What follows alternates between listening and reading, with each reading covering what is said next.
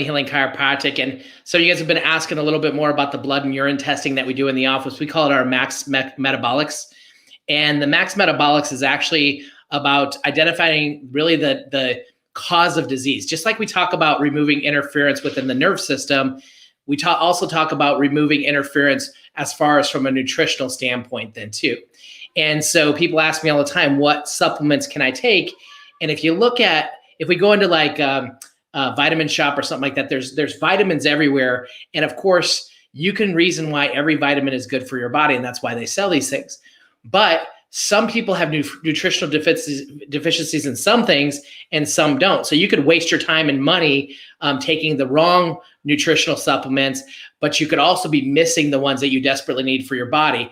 Now, what Metabolix is referring to is Metabolix is the energy cycle inside your cells of your body.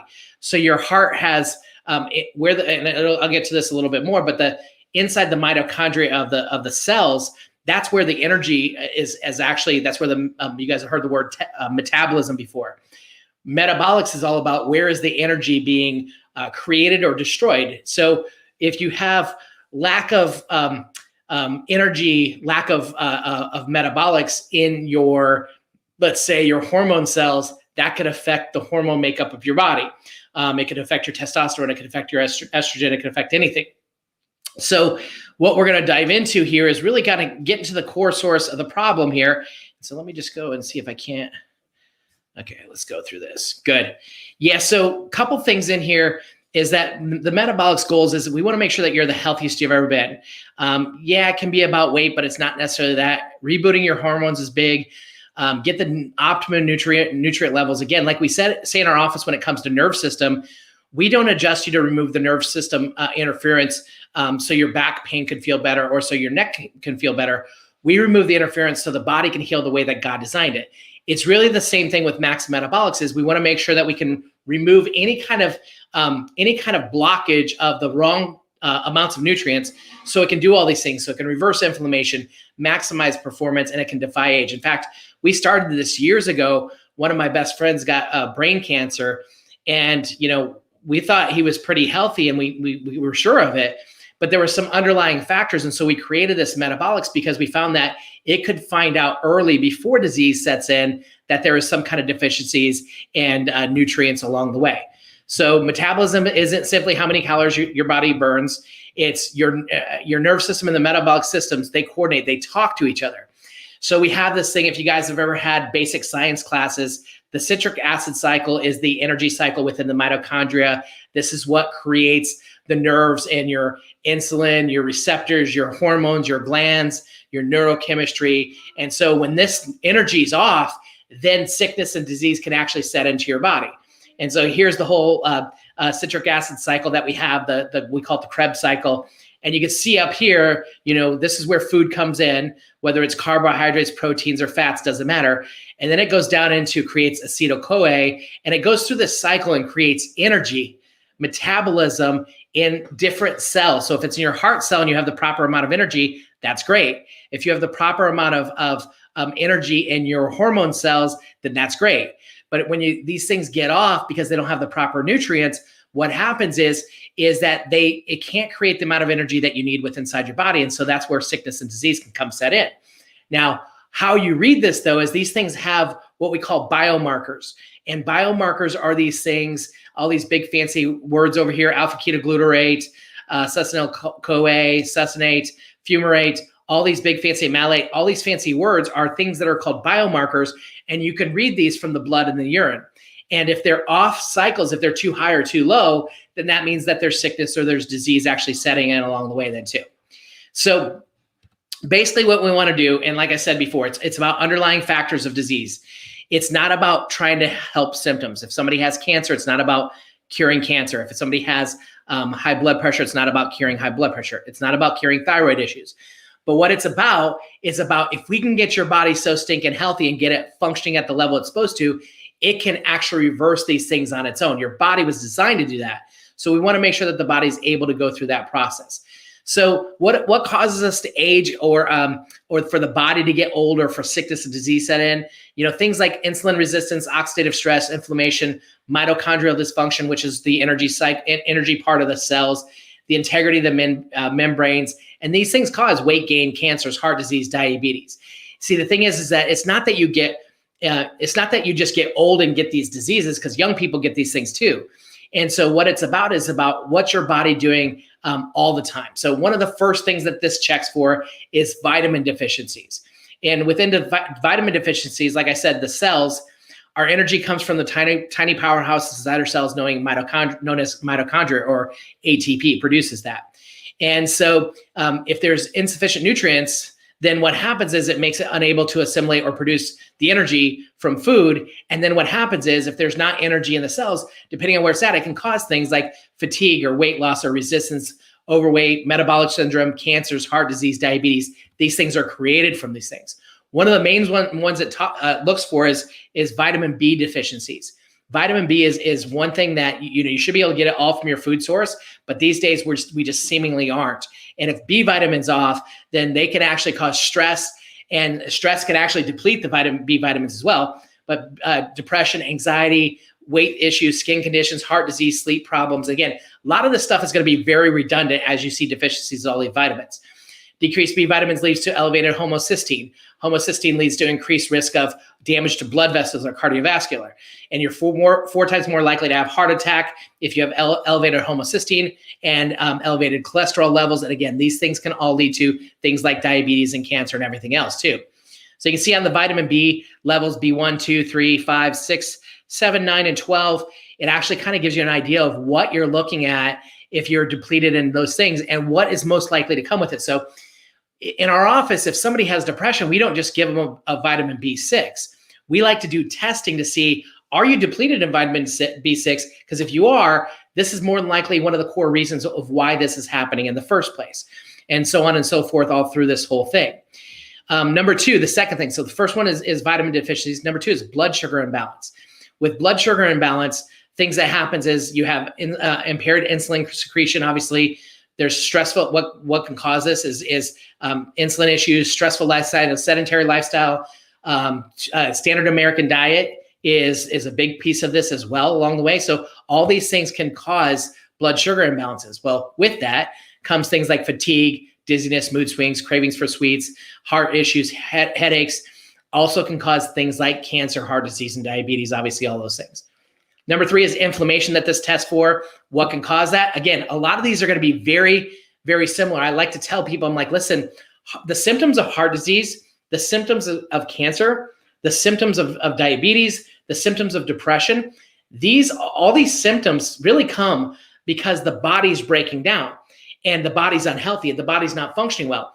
And the symptoms are just, they're medical terms that just kind of gather and are able to group together and say something. If you have these diseases or have these symptoms, they're just really markers or warning signals that your body's trying to say, something's not working right here. You need to do something about this. But of course, the American, the model of this is, number one, don't do anything about it until it gets bad enough. Number two, medicate it and try to hide the symptoms. But number three, we always try to look for the cause. And that's what we're looking for, is where is this really coming from? High sugar intake, high processed foods, blood sugar imbalance, consumption of artificial sweeteners, elevated blood pressure, poor memory, sedentary lifestyle. These things all cause inflammation. Inflammation, then in turn, the consequence of this, cancer, heart attack, stroke, migraine headaches, poor memory, diabetes or pre-diabetes, diabetes, joint pain. These are things that happen. Oxidative stress. The best way to kind of detail oxidative stress is you cut an apple in half, leave it out, it gets all brown. That's oxidation of that. And so oxidative stress happens inside the body. It refers to the burden of free radicals. And so basically what happens, free radicals, they're unstable molecules that are inside your body, and they actually damage the cells. So in order to prevent the free radical damages, number one, we try to eliminate how much toxins were around, but also making sure that our body has its actual antioxidants inside of it, but we're also consuming antioxidants that will help your body deal with oxidative stress. Some of the causes of it: exposure to toxins, cigarette smoke, pollution, air, water, food, dehydration, excess sugar, living near power lines or waste dumps. Probably would guess these days 5G, even though they're not coming out and saying it, but probably some of that stuff, medications, preservatives in food, alcohol consumption. These are all things that can cause it. The consequences of oxidative stress: diabetes, cancer, COPD, asthma, Alzheimer's, lack of energy, stamina. These are the type of things that happen when the body, when the body goes through the consequences of oxidative stress.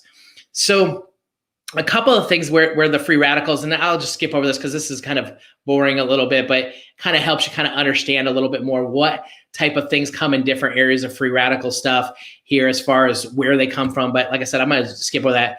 CoQ10 is part of the aging process. When CoQ10 is deficient, aging process happens faster. So CoQ10 is a big piece of this. One of the things that we test for is that.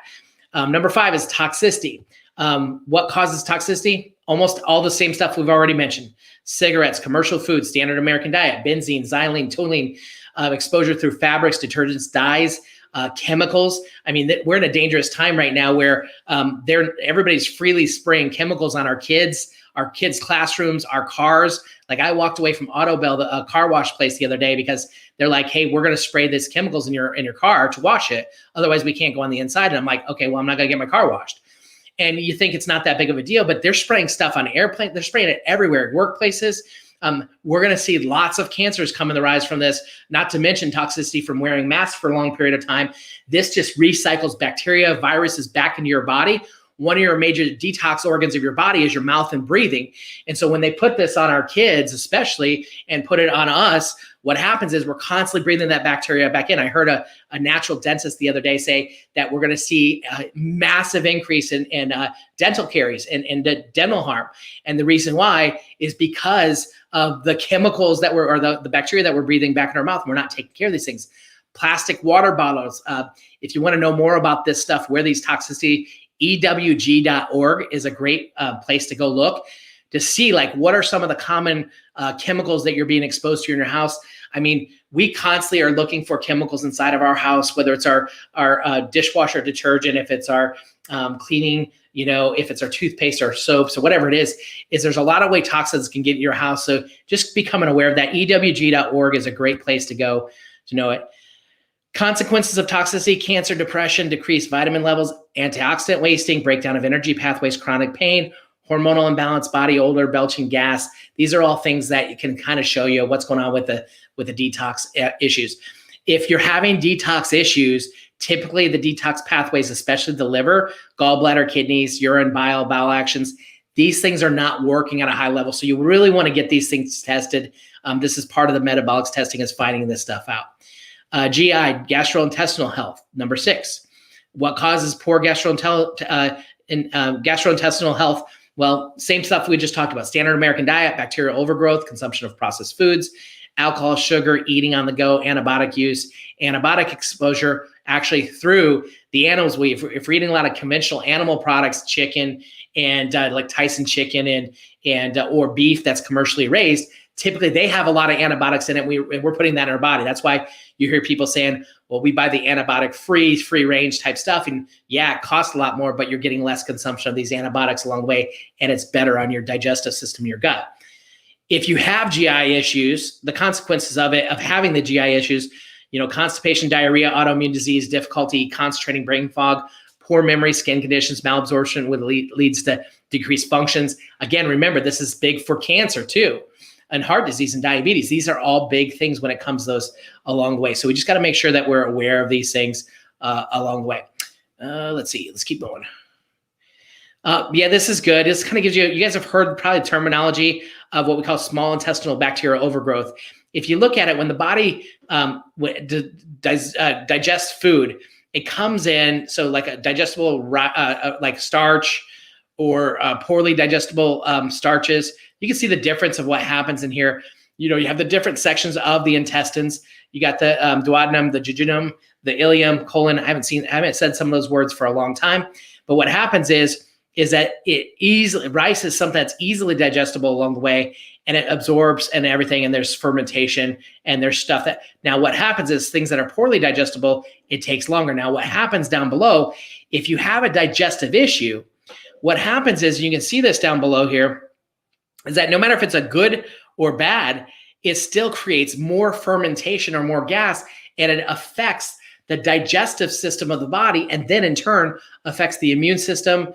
That's cancers, heart disease, diabetes again. It's just overall body healing is what you're really looking at when it comes to that. Stress hormone imbalance.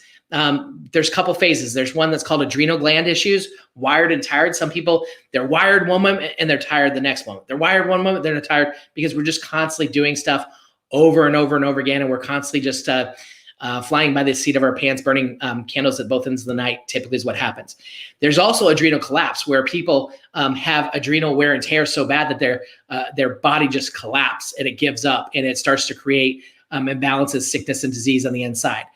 Consequences of this: anxiety, depression, weight gain, pain, increased oxidative stress, of course, sleep issues. These are all part of that process. Stress hormone balance, what it influences energy, stress response, mood, sleep, weight regulation. It also affects, I don't know if you guys can see this. I don't know why this is not fitting. I can't get it to fit in there. Epinephrine, I can't get it to look in there. So I don't know if you guys can see it on this. Yeah, you guys can't see it on there either. Okay. So it affects stress hormones of the body, and that's never a good thing, because then here it is. Stress hormone balance. And then what happens is fatty acid imbalance is the last one. Fatty acids are, and they're showing fish and avocados and oils and nuts in here, rightfully so, but inflammation and fatty acid issues, these things all cause inflammation. It can lead to depression, cancer, cardiovascular, Alzheimer's, pulmonary disease, arthritis, autoimmune disease, diabetes, neurological diseases along the way. The omega-3s, they're actually, omega-3s and omega-6 are both good for you. A lot of health nut people talked about omega-3s for a long time, but then we started realizing that omega-3s and omega-6 need to be in the right ratio. And so what happens is that if the omegas are out of balance, then what happens is there's heavier amounts of risk for cardiovascular disease or death. Now, you guys have everybody's heard the terminology that red meat's bad for you. Well, it's not that red meat was bad for you. It's what did the red meat eat? If the cows ate grass, then you're fine, because the omega-6, omega-3 levels would be in great ratio. The problem is most of the conventionally raised meats that we have are way out of balance when it comes to omega-3s and omega-6. You're supposed to have a 2-to-1 ratio, 2 parts of omega-6 to 1 part omega-3. And what typically is happening now these days is it's more like a 20-to-1 or a 50-to-1 if you're eating conventional meats and standard American diet. So how do we get there? How do we achieve the maximized metabolics? How do we fix these things? So basically what happens is you want to find and correct the underlying deficiencies before any disease comes up. But if you have disease or sickness or disease, again, all the things we've listed before, we want to still make sure we get you to the highest level. That's what we're always looking for. One of the things we do in our office is we do this organics test. It's got 50 nutrient markers. And again, it checks all 8 of those things that we just talked about: digestive system, vitamin deficiencies, blood sugar, inflammation, oxidative stress, toxicity, GI, stress hormones, fatty acids. It checks all these things with that. The organics test is a urine test. It's a box. You take it home, you buy it, take it home. You send it into the lab. The lab sends me the details, and we go over together and we build a plan as far as what nutrients to be able to take. There's also the fatty acid